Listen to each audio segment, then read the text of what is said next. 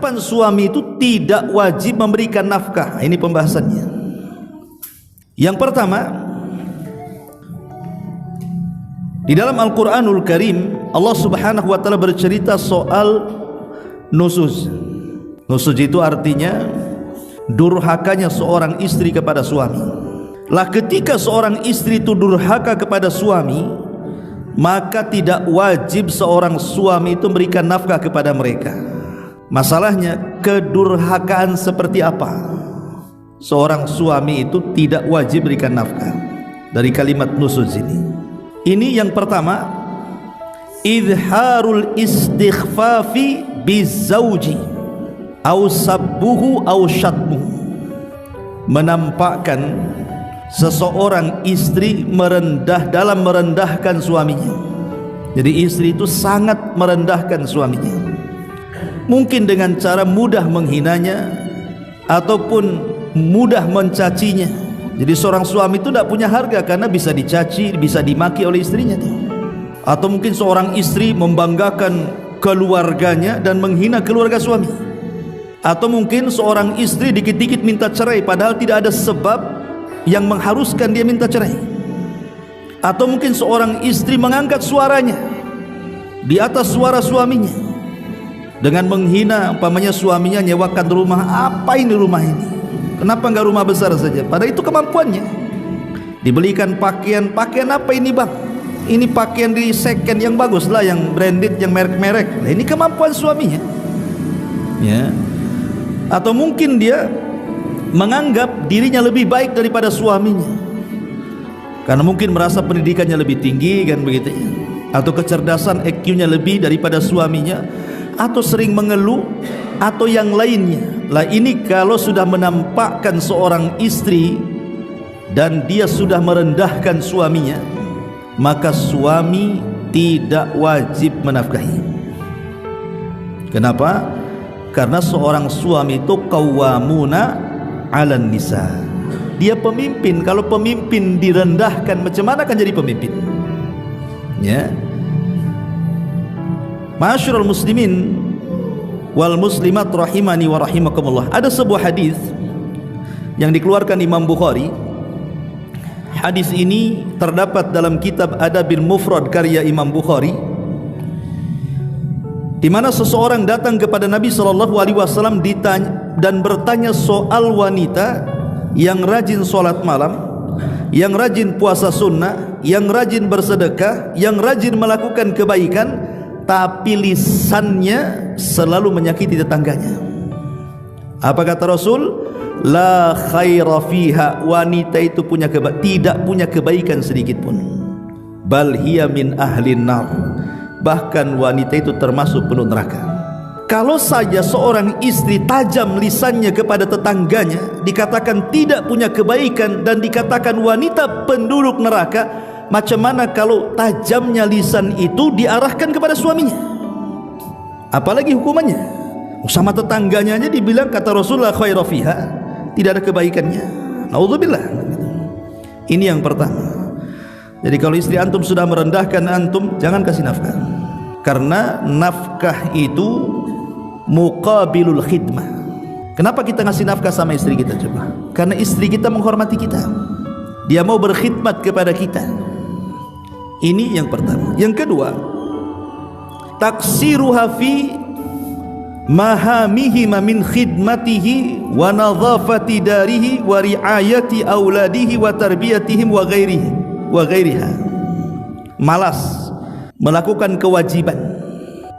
kewajiban dalam rangka membantu suaminya, seperti malas tidak mau masak, malas tidak mau nyuci, malas tidak mau membersihkan rumah. Suami masuk rumah kayak kapal pecah, ya.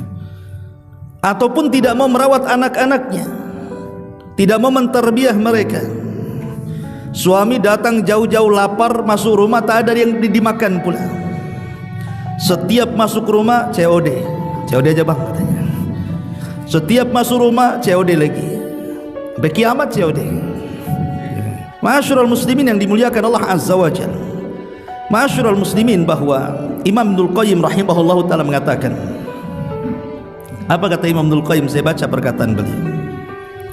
Kata Imam Ibnul Qayyim rahimahullahu ta'ala, menukilkan pendapat beliau, fas-sahihu min aqwalil ulama annahu yajibu 'alal mar'ati an takhduma zawjaha.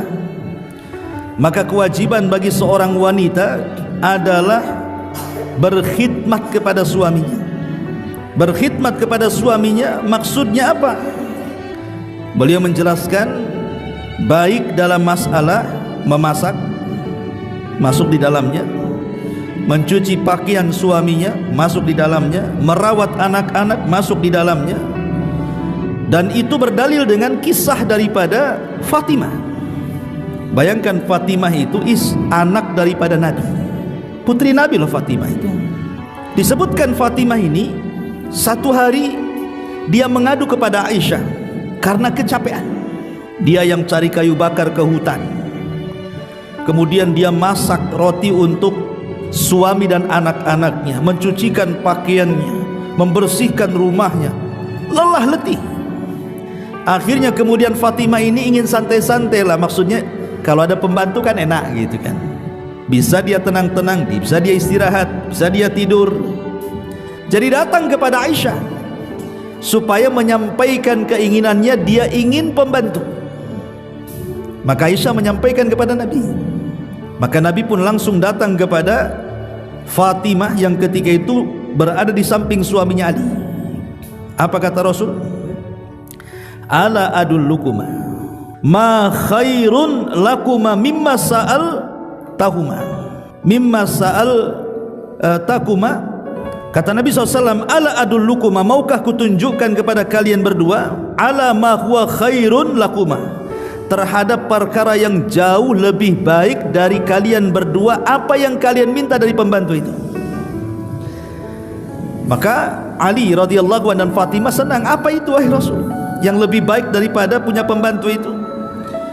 Maka Rasul mengatakan, idza awaituma madaji'akuma fasabbihallaha 33 wahmada 33 wa kabbira 34 fahuwa khairun lakum min khadim.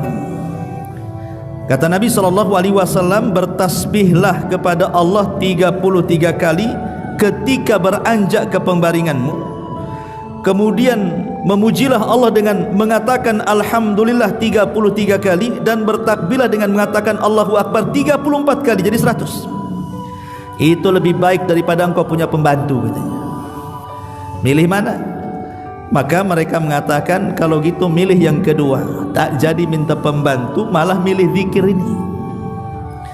Dan kalau antum praktekkan kepada istri antum, sini duduk, dek, mau pembantu atau abang ajarkan zikir 3 ini, milih mana? Kira-kira istri antum milih mana? Pasti milih pembantu kan itu ya. Ya gak yakin milih zikir ya. Jadi intinya bahwa di sini lihat bagaimana keduanya akhirnya apa? Tidak memilih pembantu, dan Fatimah tetap seperti itu. Memasak, mencuci, mencari kayu lagi. Sekarang sudah enak loh, tidak perlu cari kayu bakar. Pakai kompor gas, tinggal cetek kan itu. Sekarang belanja nggak usah jalan ke pasar COD. Sekarang peralatan rumah tangga itu semua pakai mesin. Allah mudahkan semuanya. Coba bayangkan, tidak perlu capek lagi. Lah di sini pun tetap saja masih malas kan. Kalau istri tidak mau masak, tidak mau nyucikan pakaian antum, tidak mendidik anak-anak antum, jangan antum kasih nafkah. Ini kata ulama ya. Kecuali kalau sekali-kali, kata Syekh Utsaimin, sekali-kali mungkin karena capek dia tak masak, karena ada udzur syar'i dia tak masak, ya tidak berdosa. Namanya manusia, kadang ada sakitnya, kadang ada lelahnya, kadang ada capeknya, kadang ada bosannya kan begitu. Tapi kewajiban yang lebih banyak harus dilakukan adalah berkhidmat kepada suaminya. Itu pahala bagi dia itu yang mengalir. Ini yang kedua. Yang ketiga, man'uhu minal jima' wal mubasyarah biduni udhrin masyru'in. Ketika seorang suami mengajak istrinya untuk melakukan hubungan, tentunya suami istri, tiba-tiba kemudian istri menolak tanpa ada udzur syar'i. Maksudnya udzur syar'i itu seperti apa? Udzur syar'i itu boleh jadi mungkin istrinya lagi haid, istrinya lagi nifas, istrinya lagi sakit parah, kan gitu ya. Jadi kalau ada udzur syar'i, ya wajar dia nolak.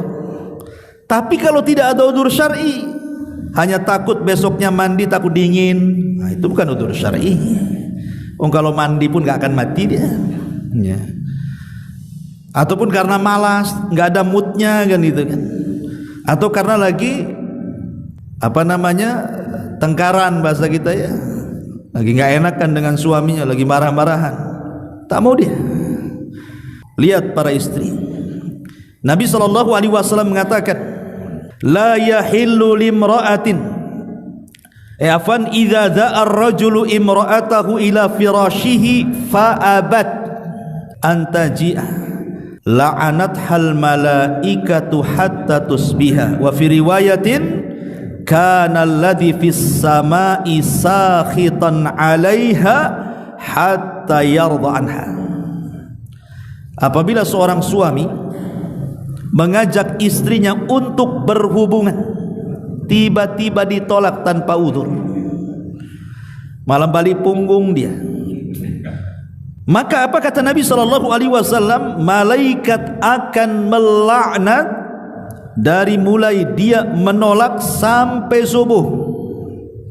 Ustaz, bagaimana kalau nolaknya siang-siang? Ini kan cerita malam nih.